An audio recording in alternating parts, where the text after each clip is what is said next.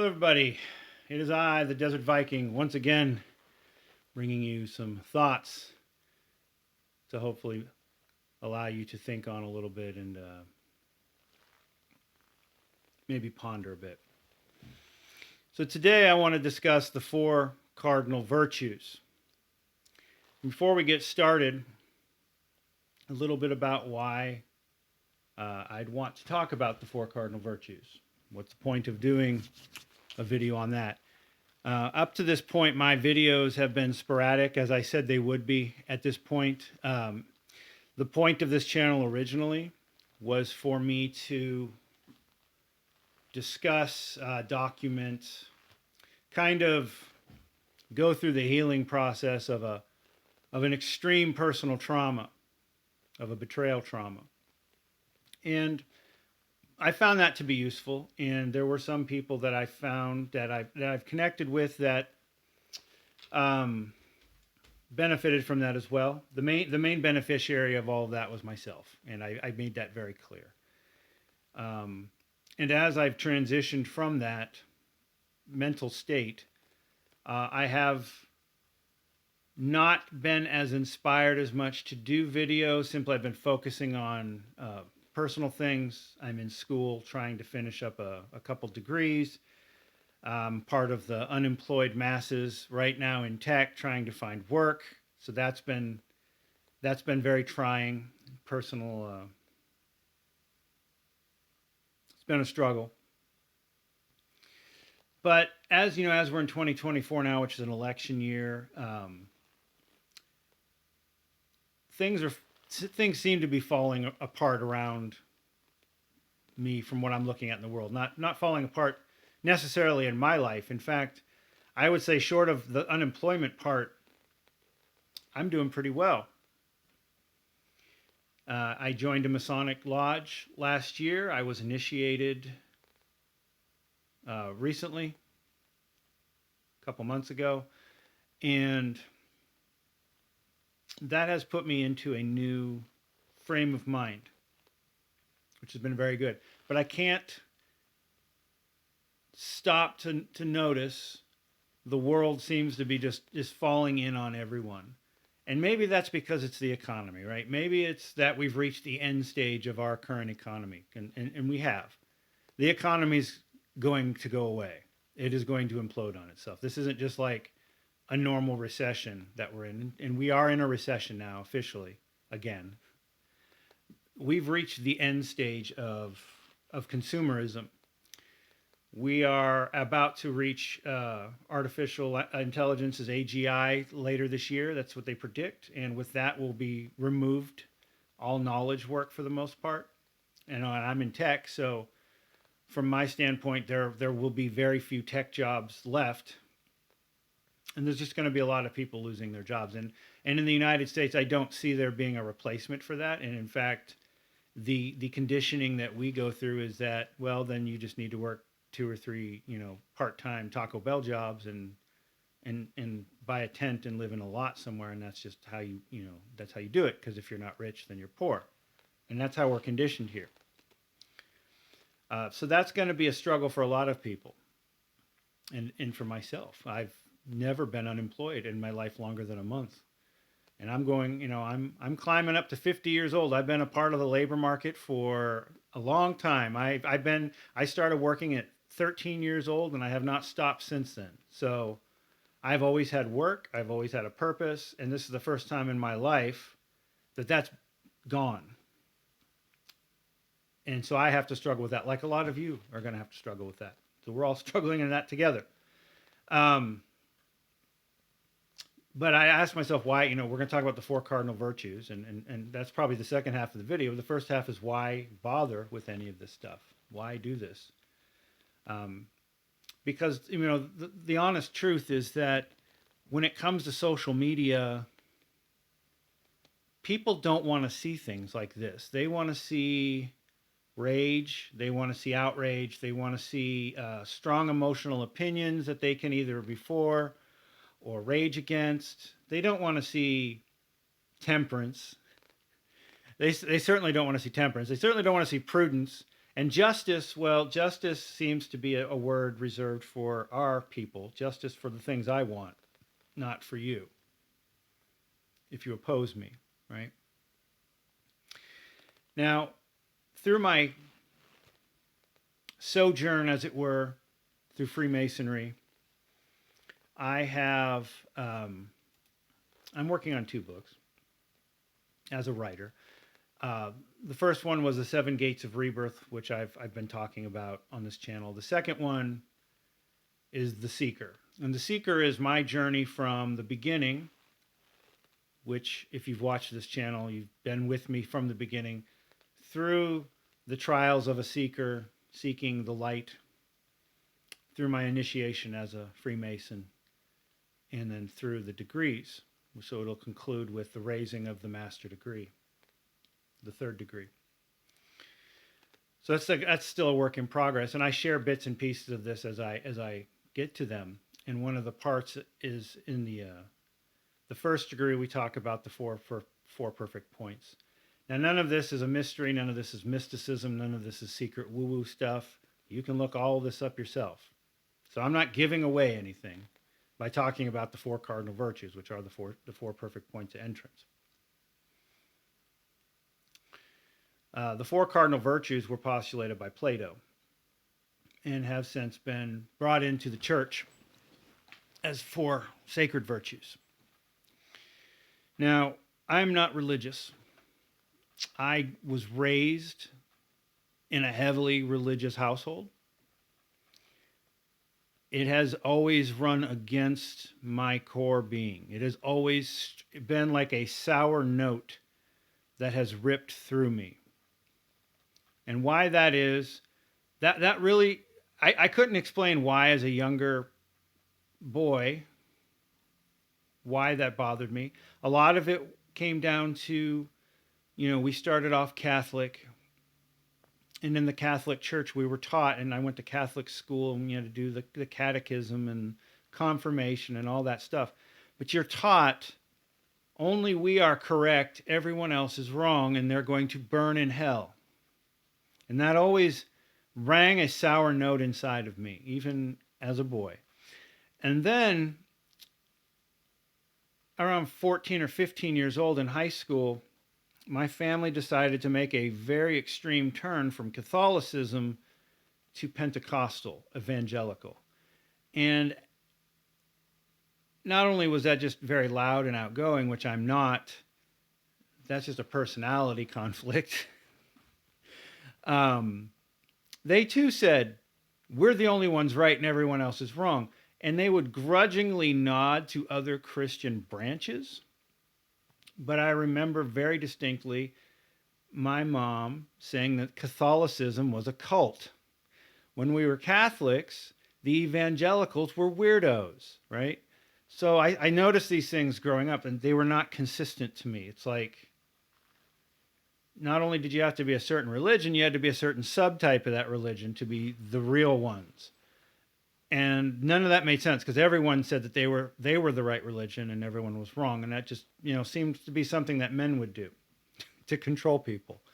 And getting out of, joining the military and going to college, and I studied some world religions and saw where the religions came from, the tales that came from, the Egyptians and the Sumerians and the Babylonians, and all those myths were taken and used at the Council of Nicaea to kind of crystallize what Christianity would be in the year 326 of the Common Era. And that kind of solidified my not being religious.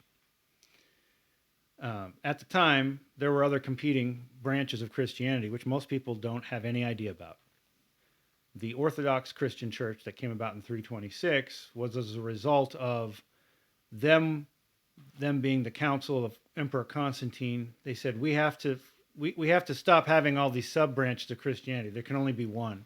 So they did the Highlander. There can be only one. And they came up with what they came up with. And that became the one. And through my travels and through my sojourn, even through this, what was a horrific journey, which became life-altering for me, as well as probably one of the most important things I've done in my life. I discovered my own spirituality. And up to this point, I've always given a passing nod to my spirituality. You know, it exists. I understand that it exists. But I didn't really put a whole lot of stock into it until now. And I think that might be a natural progression. Like as people get older, I have found that a lot of my friends found religion, found God.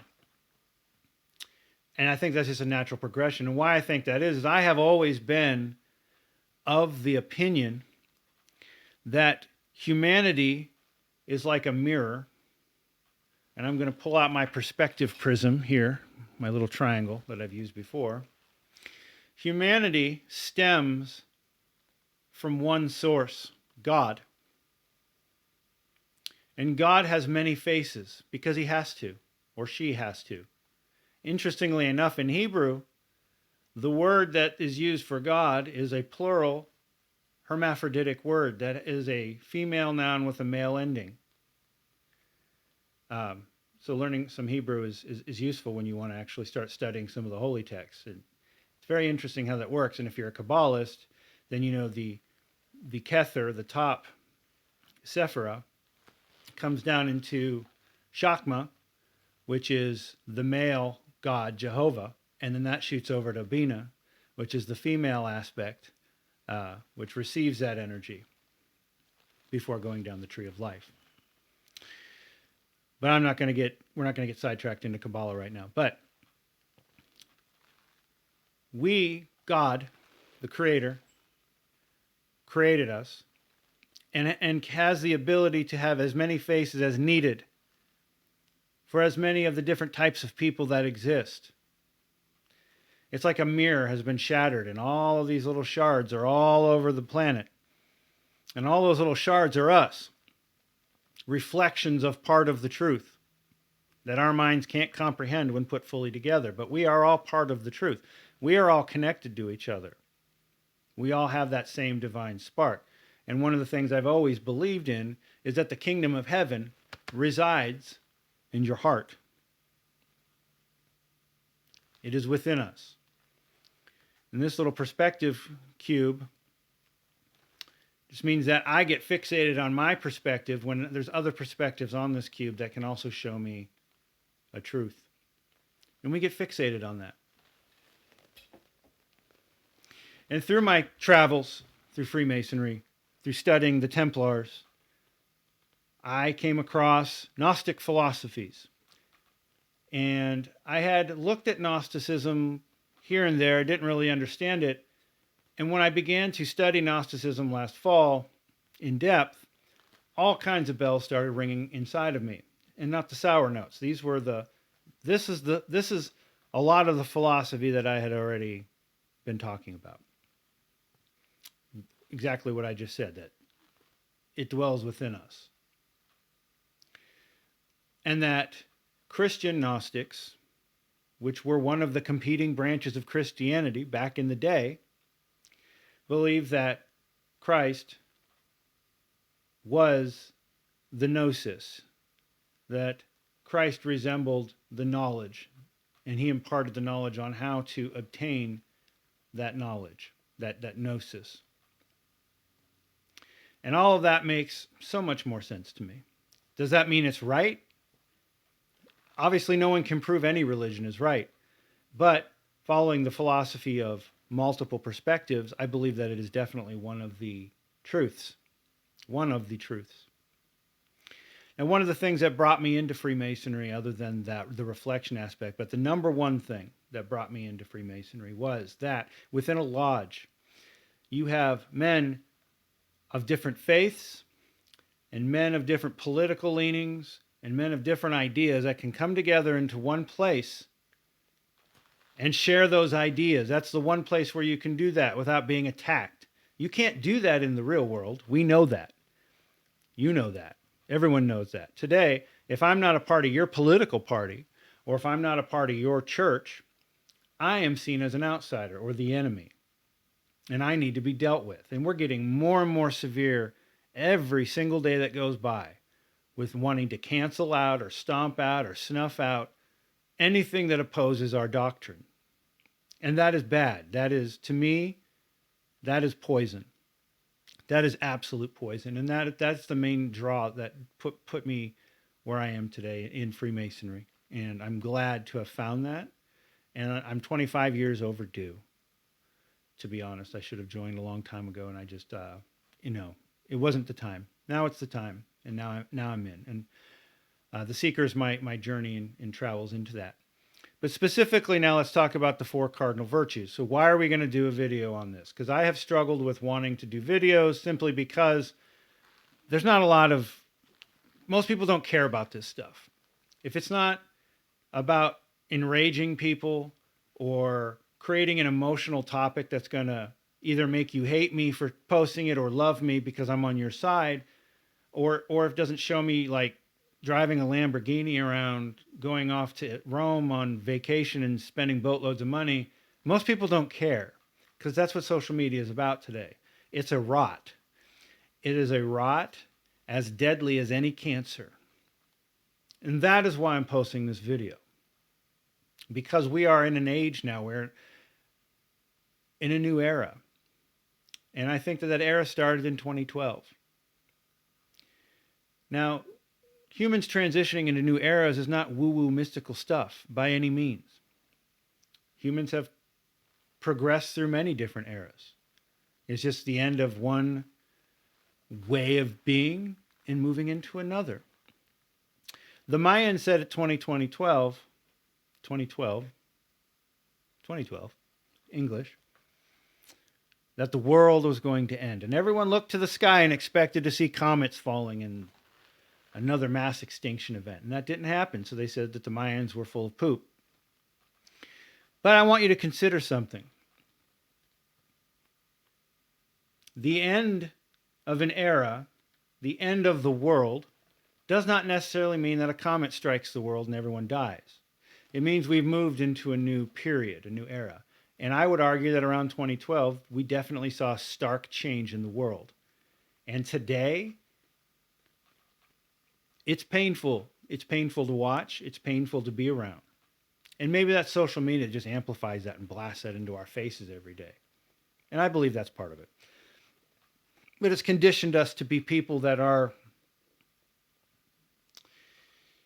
it's just not good.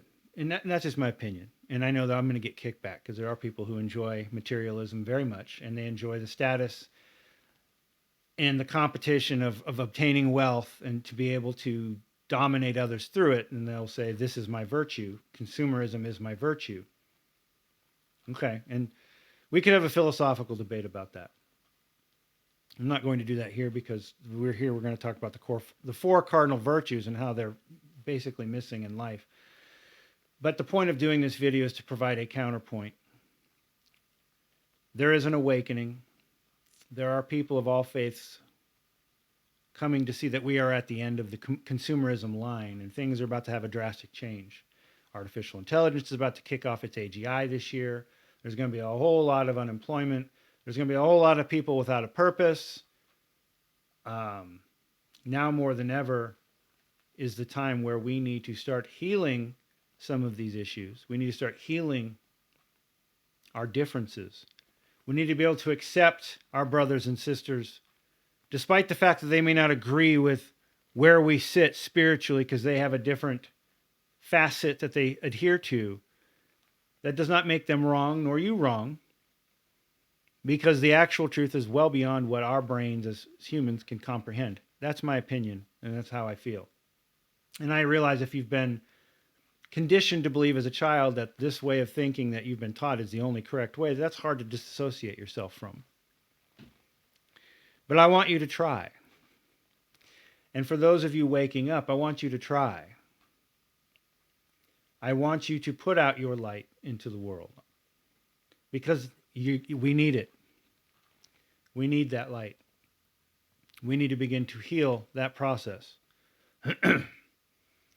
And that is going to involve reawakening a spiritual absence. We have replaced our spirituality with the dollar, with consumerism, with status, which ultimately means nothing when you die. You don't get to take your toys with you when you die. So losing possessions may actually be a good thing. Losing your house may be a good thing. These are the things that I have had to focus on and recollect on. Because as I am in tech and am likely going to be severely impacted by what's been going on, I need to find a way around that for myself. And worrying about materialism is not it. Now, the Four Cardinal Virtues were postulated by Plato. The church adopted them. And today I would say that there is a vast dearth of these virtues. In fact, I would say that many people, when asked, would say that these virtues are weaknesses, because these virtues allow others to gain status on you and allow others to accumulate wealth at your expense. Therefore, you're losing the game. That's only if you're playing their game. Let's look at these. Now, these again come from, or why I was prompted to talk about these are from the first degree of Freemasonry, where we talk about the points of entrance. And again, you can look this stuff up. This is not mystery or anything that I'm not revealing anything I should not be revealing. We'll say that. Temperance, the first one. Temperance is defined as the quality of moderation or self-restraint. The ability to subdue your passions and know when you've had enough of a good thing before it turns into a bad thing. This can be stopping yourself from having another drink when you're already buzzed. Temperance, if you already have enough of a substance, you don't need more of it. This is, of course, opposed by things like greed and selfishness, where we want to keep accumulating stuff even though we don't need it, because we want to have it anyway so that we are the ones that have it. Within the context of symbology, temperance is often depicted as a wheel, a bridle and a reins, or water and wine being carried in 2 jugs. Fortitude, the second cardinal virtue. Fortitude is the ability to have courage in the face of pain or adversity. The ability to control and confront fear, uncertainty, and those that would use intimidation against us. Symbology, English. Fortitude is depicted as armor, a bludgeon, a tower, a broken column, or a majestic lion. Today's world, we are taught we need to avoid pain and adversity. We want to always seek the easy path, the comfort path. Well, comfort and the easy path don't forge any true steel, right? Steel is not forged upon comfort or softness. It is forged upon steel and adversity. Hard times create good men. Fortitude means that you can accept those hard times. You can take opportunities from those hard times, and you can grow through them without being afraid, or to be able to face down your fear. And when others attempt to bully you or intimidate you, that you're able to stand up to them and stand up for those on those behalf who lack the strength to stand up on their own. That was a knightly virtue. Prudence. Prudence is defined as being cautious to danger or risk, or the habit of choosing the best method for achieving good ends or goals, and never bad ones. To be careful, but not fearful.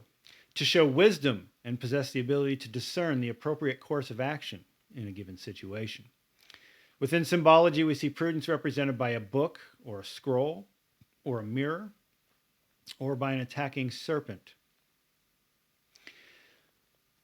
We are going to make mistakes in our life. We're going to choose the wrong path. And we need to not be afraid of that. That goes along with fortitude. It is because through our failures that we grow and become better people. It is, however, also important to know and to have the wisdom to see when we have stumbled upon the wrong road, and then to not blame others for our shortcoming.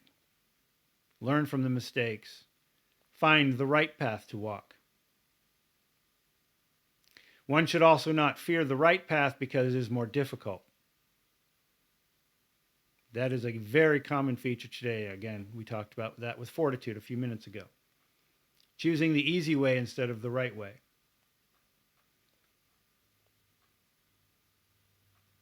Having the wisdom to know the difference between the two. Last, we have justice. Justice is defined as being fair, honest, and reasonable.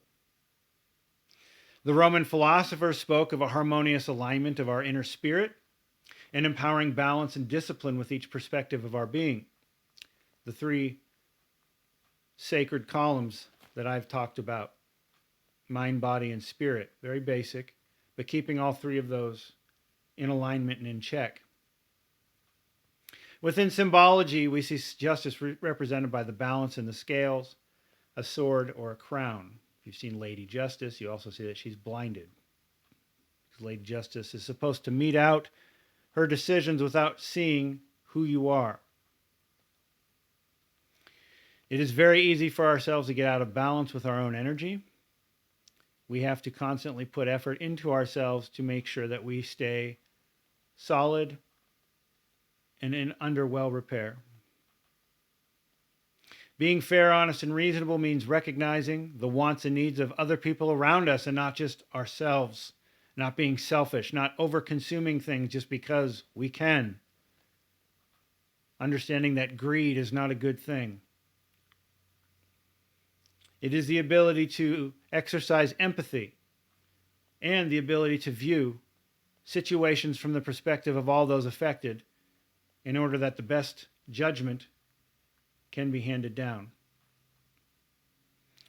It's also important to note when those around us are operating only for their own agenda, and to note that their actions are not driven by a sense of fairness, but rather one of selfish acquisition and ambition. Together, these form the four perfect points of entry, the four cardinal virtues. So what can you do with these? That's really up to you. These have been around since antiquity. These have been talked about since antiquity. There have been many books written about each of these in depth. I have been focused on some of these, all of these actually, as it pertains to my own journey, both personally and through Freemasonry. Because in Freemasonry, we want to build better men. And to build better men means that we have to constantly examine our own actions, our own thoughts, our own fears, and we need to adjust them accordingly based off of virtuous directions. And again, one can argue that these aren't virtues, that these are weaknesses, because these will put you at a disadvantage in a materialistic consumer world. And that may be true, that may be correct, but that is not a world that I wish to live in, nor will I. And that is my decision. And again, to sum this up, to conclude all of this, I'm posting this simply to share these 4 points of light that you might recollect on them in your own journey, in your own spiritual path, in your own religion, however it may be. If you're open to sharing, I'd love to hear from you. You can leave a comment below. I'll get back to you pretty quickly. I enjoy these types of conversations. Otherwise, thank you for watching. Thank you to the several of you that tune in and watch. I appreciate it, and I appreciate the discussions we've had. And until next time, we'll talk again soon.